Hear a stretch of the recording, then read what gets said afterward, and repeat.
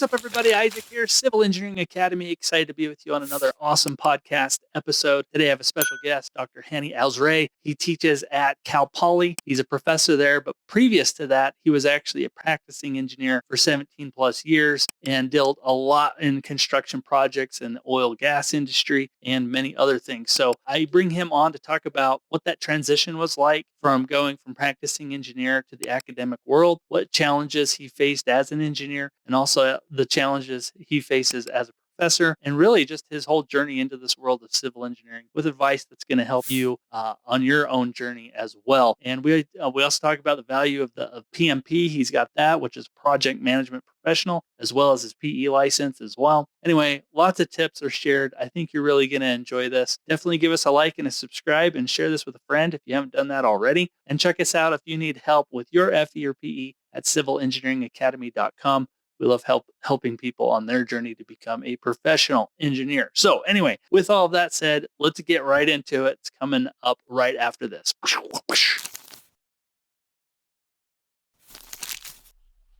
All right, we are live. Hey, Dr. Hani, thanks for joining me today on the Civil Engineering Academy podcast. Appreciate you jumping on and doing this with me. Thank you for having me, Isaac. Yeah, this will be fun. So I always like to start these by just kind of finding out your own background. How did you find yourself into this world of civil engineering? How did we get here? It started when I was a kid. So I like to build stuff, small things, small structures together. And this really, triggered my passion about building bigger stuff. So after I graduated from high school, civil engineering was like my priority. In the 90s, 96, 97 at that time, computer science, computer science and computer engineering were, the top things, in the industry. And people said like, well, we are done with civil engineering. But for me, it was like kind of, no, this is my area. And this is where I like to continue my career in the future. So that's how it started all. Okay, so where was home? Where's high school? Where was that at? So I'm originally from Gaza, Palestine, the Middle East. I did my high schooling there, and I was lucky to get a scholarship to do my undergrad in civil engineering in India from 1997 to 2001. Then I went back to Gaza. I worked as a structural engineer for some time. And then after that, I did my master there. Wow.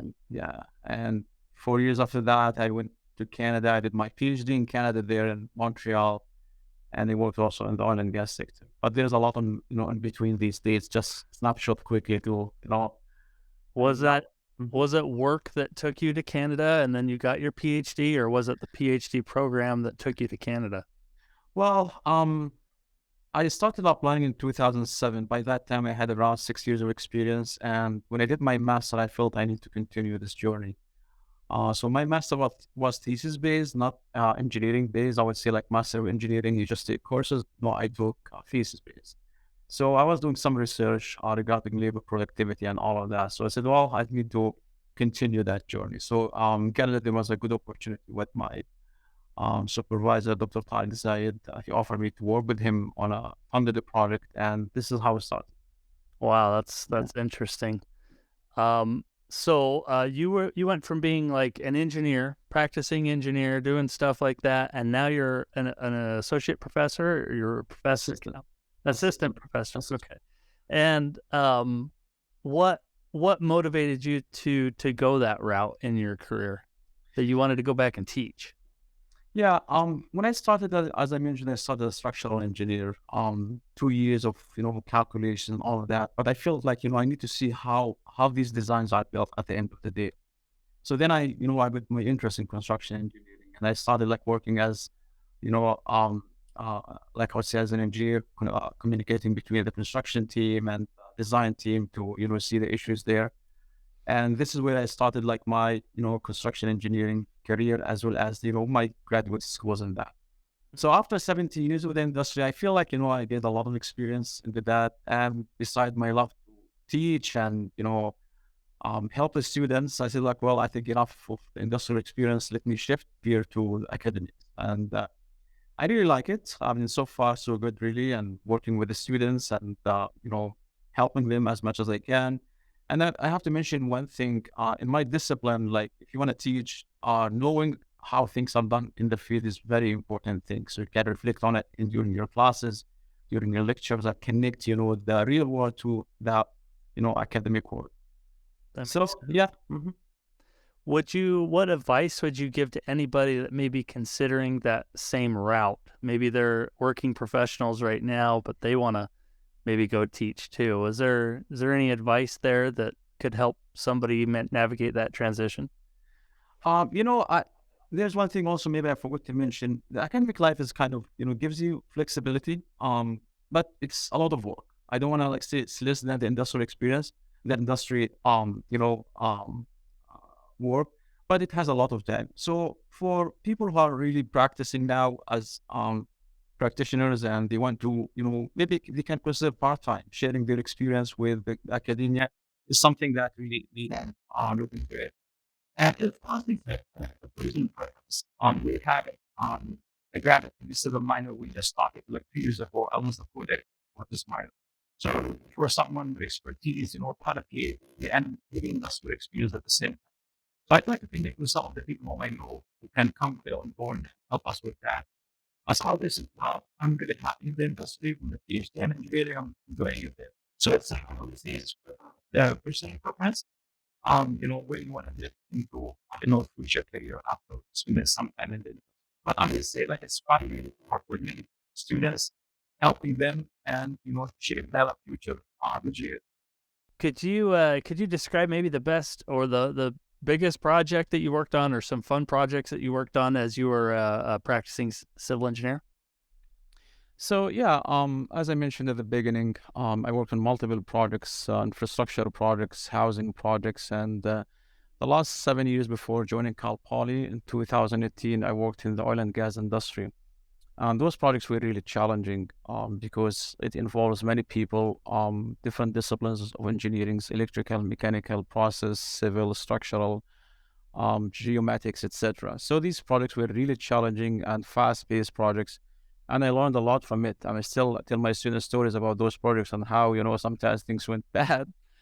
Sometimes the client was angry because of the schedule and all of that. So these are mega projects, lots of dynamics, challenges there.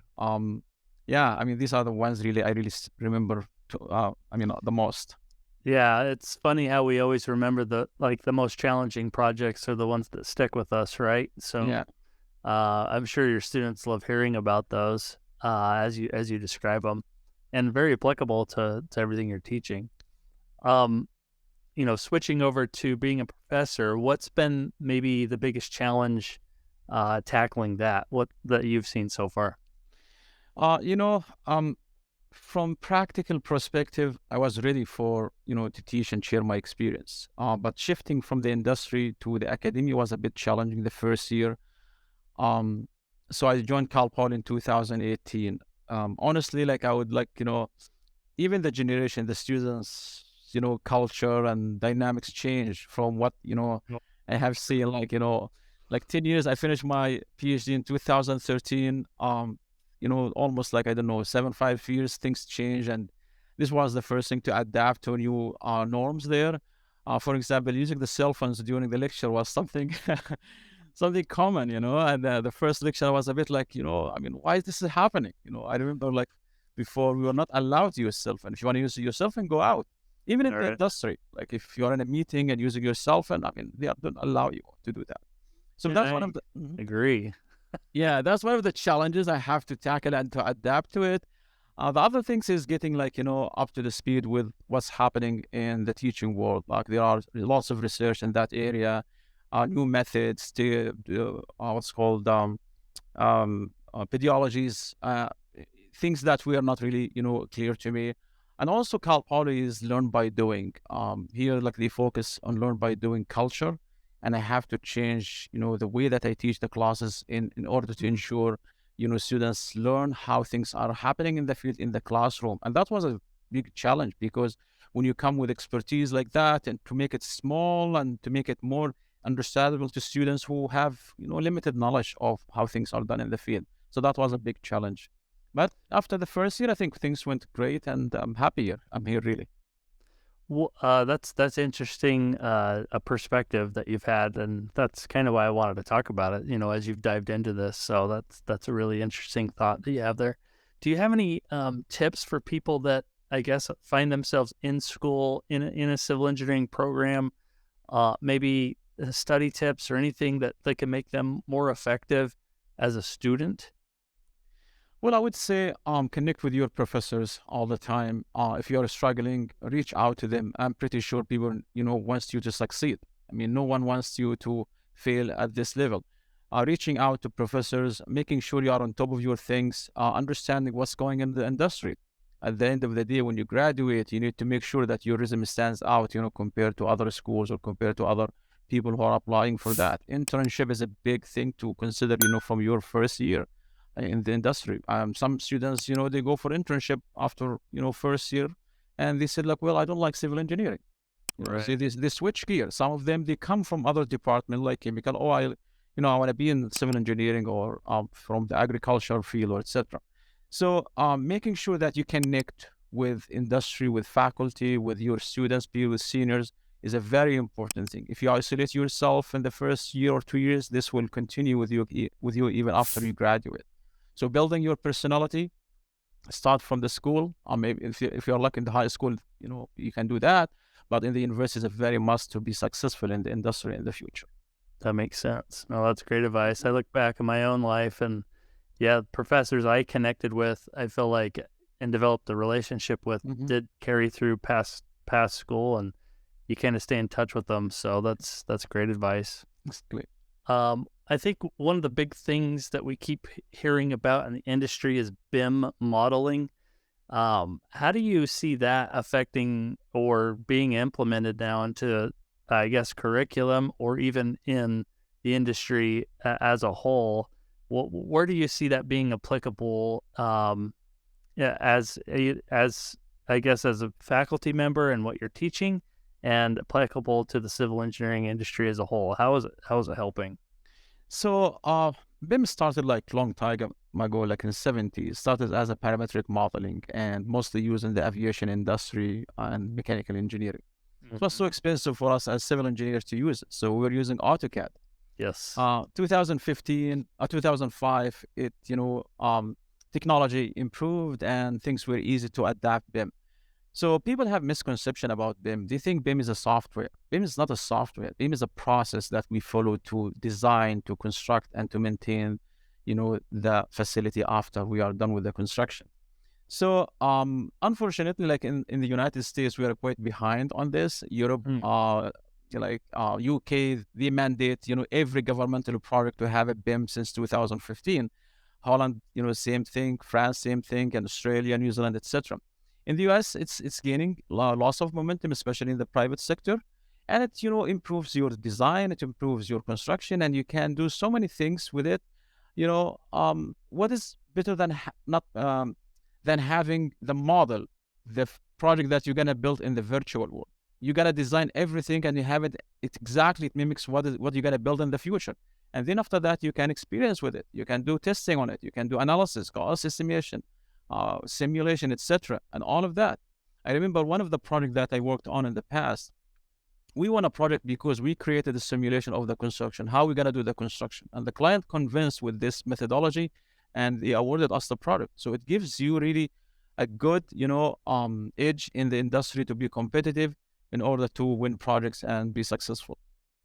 Yeah, I've seen a huge uptick in companies, trying to find employees that do BIM modeling and train, so I can tell as an industry, although I did not know in other countries how adopted BIM modeling was. So that's an eye opener to me. But I can tell that it is getting momentum here in the US as people are leaning on that or they want to see it as part of your overall package of what you can offer when you win a project. So that's an interesting insight that you have there. And Um, to add to this, and BIM doesn't stop when you are done with the construction, continues with the facility management. People in the facility management, they use it as a platform to manage the facility for the coming 100 years. mm, Instead of referring to the documents or to the, the stack of of files there to go to Papers. check. Yeah, they just go to the model and get the number of the item from there, and they know this item is, within the warranty or expired, and send someone to fix it, and you have the parts number and all of that in digital format rather than on a paper format.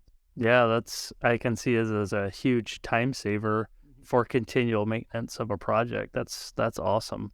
I know in the transmission world, we have similar software that we use, although BIM is not necessarily a software, but yeah, you're designing things in a 3D model space that you can see and you can apply things to. And it's fun to hear that other, I guess, civil branches are catching up to all of that. So that's pretty cool.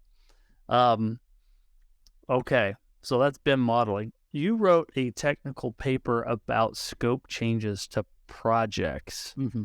How could you quickly describe how scope changes affect projects and labor? This came from a project that I worked on in the past. And we ran into a situation, we have lots of change orders on that project. If I remember, it's around like 220 change orders on a $35 million project. Okay. And the biggest problem was with the engineering designs for that project.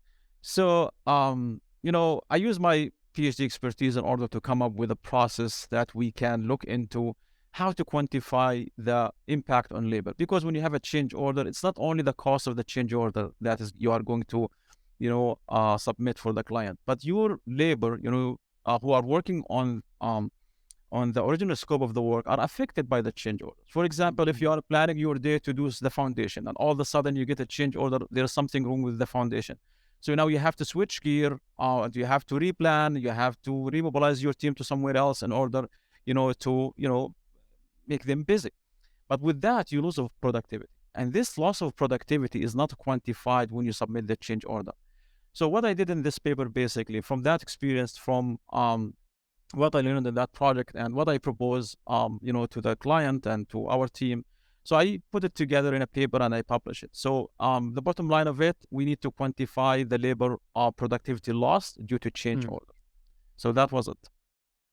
That was a lot of change orders on that project. A lot, a lot. I mean, and at the end of the day, we were losing money on that project, and the client did not acknowledge that, the loss of productivity on our main scope due to these change orders. So we have to prove it. So that's what, basically I did at that time. And honestly, I did not get time to publish the paper in its current format. And finally, I got it published, really. Nice. Yeah. So it sounds like there's a huge piece of importance on getting your scope of work right at the beginning. If that's not right and you're dealing with change orders, something happened where we didn't scope this thing correctly. That's a lot of change orders. Yeah, the biggest problem in my experience is having lots of change orders and lots of RFIs, requests for information. So these are the two things that really impact the project performance and the project, the labor productivity. And eventually, there will be, conflict between the client and the contractor or the design team, etc. So minimizing these two things make the project really easy and piece of cake, honestly. Okay, that's good to know. Yeah. Well, I wanted to talk about this. You have a lot of initials after your name. One of them is PMP for Project Management Professional. I'm curious how why you wanted to get that and how that has helped your engineering career. There's one thing, always we as an engineer, we focus on the technical aspects, designing, calculating, and all of that. But looking into the project management aspect, you have, you need a different set of skills to deal with that. And every product requires a project manager. So I was lucky to work with project managers who were having engineering background, and some project managers were having like business background, and you can see the difference. Okay. That's so I said to myself, well, I need to look into this because I started acquiring some kind of experience in the project management, but it wasn't, I would say a formal, experience. So I wanted to do the PMP and see how, the formal project management, works. And that's really helped me a lot, honestly. It collected so many, concepts about the scope change, about, scope the definition, about project charter and communication, so many stuff, that really I was doing it maybe in a different way or based on how I learned it from the previous, project manager or other projects.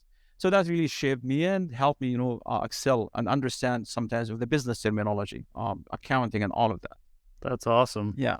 Well, maybe that's something engineers could look at getting as well. Not everyone dives into that, but sounds like it definitely can help you in your Uh, career. So, and that's why I'm proposing a class here that I'm going to teach next spring. It's called Engineering Project Management, focusing ah, on the project management related to the engineers and during the design, construction, and what's called commissioning. yeah, that makes sense. So there's entire roles out there that are called PEs or project engineers Hmm. that is very much in line with basically project management. So that's very interesting. Could you describe the value of getting your PE license? How important that is? Well, that's something I tell my students all the time. Getting your FE when you are a student is something really very important. Don't wait till you graduate to work on this. Do that while you are a student. Um, some of our students really they got their PE exam. They pass the exam while they are students in their senior year here at Cal Poly.